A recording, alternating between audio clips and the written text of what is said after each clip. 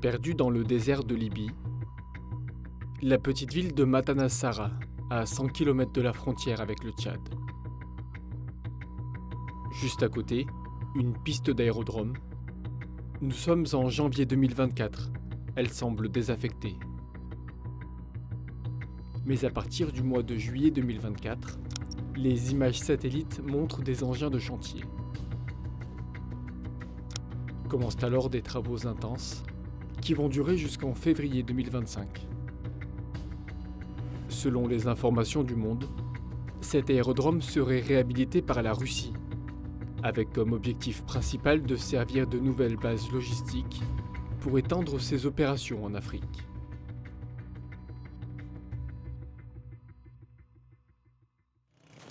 Début décembre 2024, en Syrie. Le régime de Bachar al-Assad est renversé par le groupe armé HTC. Vladimir Poutine perd ainsi un allié historique dans la région. Sa base, à l'attaquer, ferme. Les soldats russes sont contraints de quitter le pays, par avion et par bateau.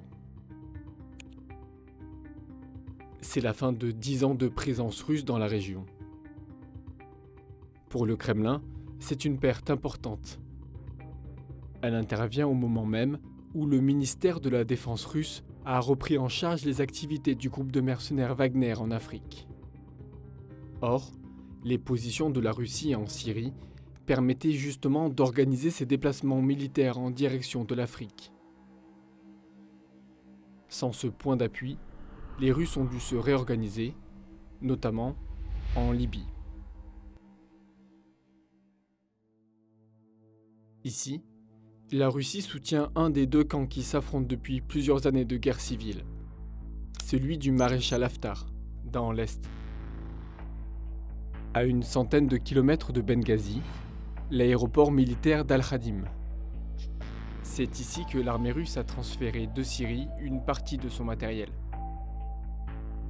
Selon un décompte réalisé par Le Monde, l'armée russe a effectué au moins 8 vols entre cette base et celle de l'Attaquié entre décembre 2024 et janvier 2025.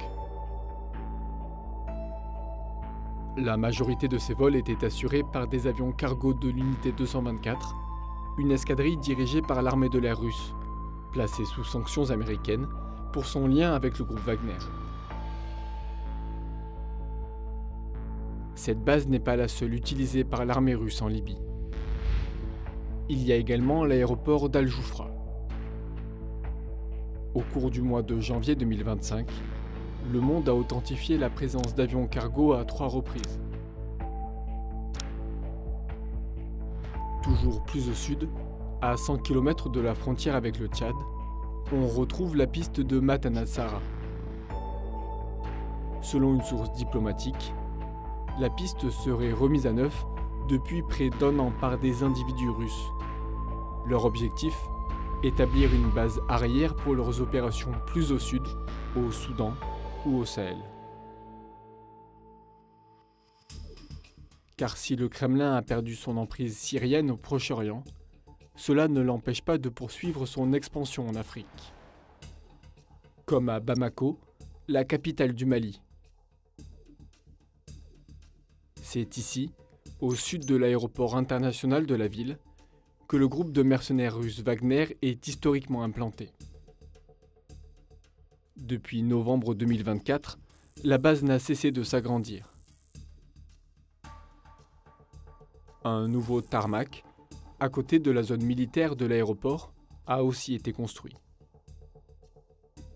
En plus de ces travaux, du matériel est livré au Mali directement depuis la Russie, comme ces dizaines de véhicules blindés, canons, et même embarcation, filmée le 17 janvier ici, à l'ouest de la capitale malienne. Avant d'arriver à Bamako, ces véhicules ont été transportés au départ du port de Conakry, en Guinée. Ils ont vraisemblablement été transportés par 2 navires, l'Adler et le Siani Severa, placés sous sanction pour leur implication dans la guerre en Ukraine. Ces 2 bateaux ont quitté le port de Mourmansk, en Russie, en décembre 2024, pour arriver en Guinée un mois plus tard.